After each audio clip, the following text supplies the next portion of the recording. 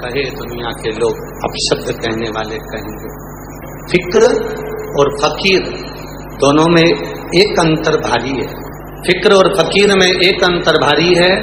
फिक्र करने वाला कभी जिंदगी में आगे नहीं बढ़ सकता। फिक्र इंसान को खा जाती है। फिक्र और फकीर में अंतर है कि फिक्र कर करके व्यक्ति चिंता में पड़ कर व्यक्ति बीमार पड़ जाता है, पर उन्नति की ओर बढ़ नहीं पाता। कैसे होगा, क्या होगा, क्या करूं मैं, भगवान जाने कैसे होगा, चिंता करते करते करते करते चिता पर लेट जाता है। फिक्र और फकीर दोनों में अंतर है।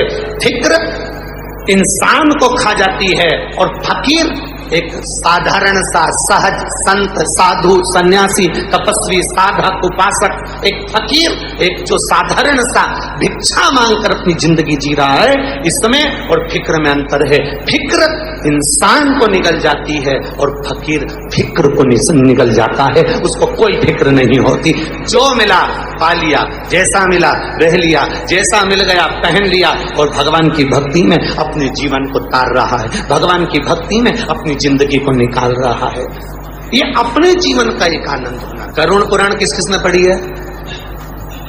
जम के जरा हाथ उठाइए जिसने कभी गरुड़ पुराण, जो पंडित जी बाजते हैं छोटी सी गरुड़ पुराण, वो नहीं, किसी के मरने पर बजती है वो नहीं, पूरी गरुड़ पुराण अगर कभी पढ़ी हो तो गरुड़ पुराण के अंतर्गत कभी मौका मिले तो पढ़िएगा, सुनिएगा। वो गरुड़ पुराण नहीं जो पंडित जी छोटी सी बात देते हैं किसी के मरने पर 10 दिन में पूरी कर देते हैं, वो गरुड़ पुराण नहीं। गरुड़ पुराण पूरी जिस दिन मौका मिले किसी ब्राह्मण के मुख से सुनना या कभी पढ़ना, उस गरुड़ पुराण में लिखा है। उस गरुड़ पुराण के अंतर्गत वर्णन शंकर के मंदिर के बाहर ओटले पर, शंकर के मंदिर के दरवाजे पर, पीपल के वृक्ष के नीचे, बड़ वृक्ष के नीचे, आंवले के वृक्ष के नीचे, बेलपत्री के वृक्ष के नीचे और मंदिर के ओटले पर, मंदिर के दरवाजे पर, मंदिर के प्रांगण में अगर कोई वो हाथ में ऐसे पीस पीस के वो पत्ता खेलते हैं ना, वो जिंदगी में अगर कोई वहां बैठकर कभी जुआ खेले या पत्ता खेले तो उसके 71 पीढ़ी को नरक से बाहर नहीं निकाला जाता, नरक में ही भुगताया जाता है।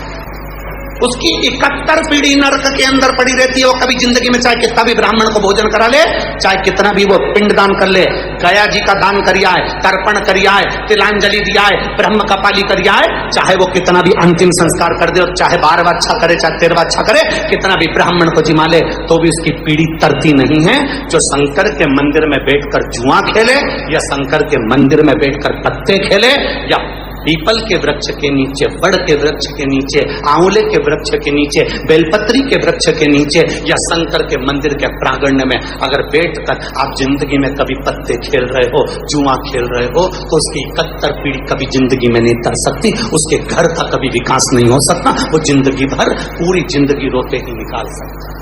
ये अब आज के जमाने में ग्रामीण क्षेत्र में जाकर अगर आप बोलोगे तो गांव के लोग हंसते हैं। हम निवेदन करना चाहेंगे जिसका घर मंदिर के पास में होता है, जिसका घर तुम्हें लग रहा है कि तुम्हारे घर के पास में ये पीपल के पेड़ है और पीपल के पेड़ के नीचे लोग पत्ते खेलने बैठते हैं, तो फर्ज तुम्हारा बनता है, तुम पास में रहते हो, जैसे ही तुम्हें मालूम पड़े कि 4 बजे पत्ता खेलने आएंगे तो 3 बजे पूरे फर्श पे पानी ढोल दो, तुम पूरे फर्श पर पानी ढोल दो। एक काम तो तुम भी कर सकते हो ना। अच्छा, तुम्हें लग रहा है कि ये मंदिर के प्रांगण में पत्ते खेलेंगे, जुआ खेलेंगे, बस उसी समय पर तुम मटका भर के हंडा लेके जाओ और देवी जी आए इस गंगा मैया ऐसी 2-3 बार उंडेल दो, दूसरी बार कहीं का बैठता ही नहीं।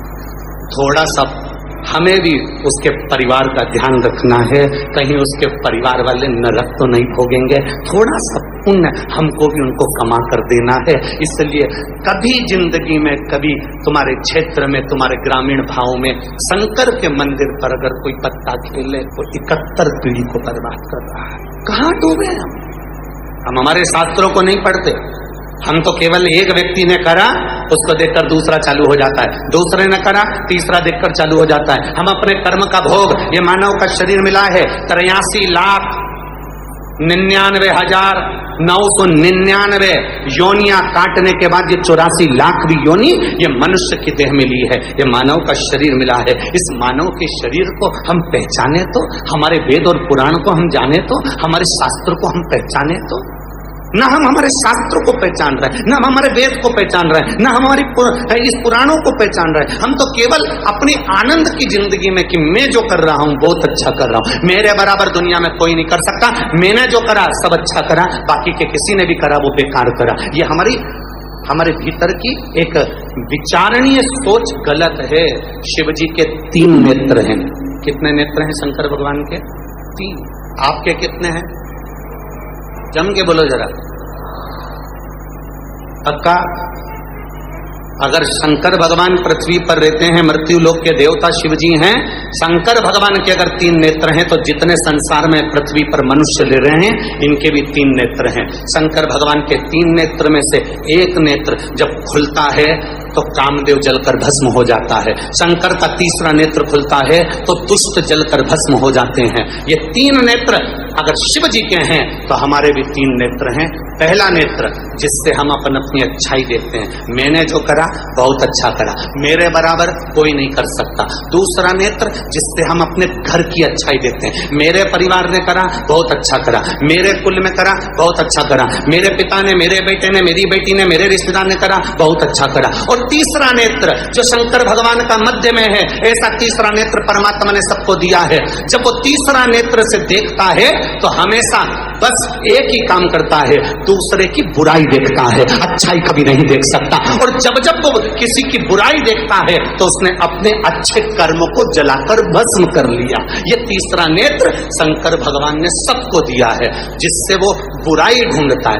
उसने ऐसा कर दिया, उसने वैसा कर दिया, उसने ये कर दिया, उसने वो कर दिया। आपका तीसरा नेत्र, शंकर भगवान अपने तीसरे नेत्र को बंद कर कर रखते हैं तो आप भी अपना तीसरा नेत्र बंद कर कर रखो। जब ये खुलेगा हमारी अच्छाई को जलाकर भस्म कर देगा, हमारे पुण्य को जलाकर भस्म कर देगा, हमारी श्रेष्ठता को जलाकर भस्म कर देगा, हमारे भीतर का कुछ अच्छा जीवन में हमने करा होगा वो अच्छाई को नष्ट कर देगा। इसलिए अपने तीसरे नेत्र को खुलने मत दो। कभी किसी में हम ये ना देखें कि इसमें ये बुराई है, हम ये देखें। कल कथा में कहा था ना, कई लोग कहते हैं मेरी जीजी बहुत अच्छी है, तो जीजी अच्छी नहीं है। अच्छा कौन है? जम के बोलो जरा। जिसने बोला, किसी ने कहा मेरे काका जी अच्छे हैं, कोई कहे मेरा गांव अच्छा है, कोई कहे मेरे पटेल साहब अच्छे हैं, कोई कहे हमारा ये व्यक्ति बहुत अच्छा है। अगर जो व्यक्ति तुमसे कह रहा है कि वो अच्छा है, अच्छा वो नहीं है, अच्छे तुम हो। इसलिए क्योंकि तुमने उसमें कुछ ना कुछ अच्छाई देख ली, इसलिए तुम अच्छे हो। अगर तुम बुरा देखते तो तुम बुरे हो जाते। अच्छा देखिए अपने। शंभु शरणे मांगू घड़ी रे दुख तारो, दया करी में दर्शन। ये हमारे ऊपर है, हम अच्छा देख रहे हैं, बुरा देख रहे हैं। ये हमारे ऊपर है, हम कैसा कर्म कर रहे हैं। हमारे ऊपर है, हम क्या ग्रहण कर रहे हैं, हम कितना प्राप्त कर रहे हैं। 2 बातें अपनी जिंदगी में उतारिएगा। एक, शक्कर को रेत के ढेर में डाल दो और रेत में उस शक्कर को मिला दो। चींटी जो होती है ना, वो रेत को नहीं लेती। किसको लेती है? जम के बोलो जरा। शक्कर को ले लेती है, चीनी को ले लेती है। चींटी चीनी को, शक्कर के कण को उठा लेती है। रेत में मिली हुई शक्कर चींटी केवल शक्कर को उठाती है। उसी तरह जो शंकर के भक्त होते हैं चींटी की तरह होते हैं, वो शिव की कथा को उठा लेते हैं, वो राम नाम, कृष्ण नाम, शिव नाम को उठा लेते हैं। और दूसरा, अपने भीतर उतारिएगा, पानी का जो हंडा होता है, मटका होता है, घगरा होता है, वो नल के नीचे सीधा लगाओ चाहे उल्टा लगाओ। सीधा लगाया तो भर जाएगा, और उल्टा लगाया तो नल के नीचे जब तक रखा है तब तक वो ठंडा बना रहेगा। उसी तरह कथा आपके अंदर प्रवेश कर रही कि नहीं कर रही, आप कथा को अपने अंदर भर रहे कि नहीं भर रहे, कुछ अच्छा ग्रहण कर रहे कि नहीं कर रहे, कोई बात नहीं, पर कथा के पंडाल में अगर आप पहुंचे हो, अगर आप सीधे खड़े हो तो कथा अंदर प्रवेश कर जाएगी, अंदर चली जाएगी। और अगर उल्टे खड़े हो, कथा नहीं भी जाएगी, कम से कम 3 घंटा तुम झूठ तो नहीं बोलोगे, कपट तो नहीं करोगे, बेईमानी तो नहीं करोगे।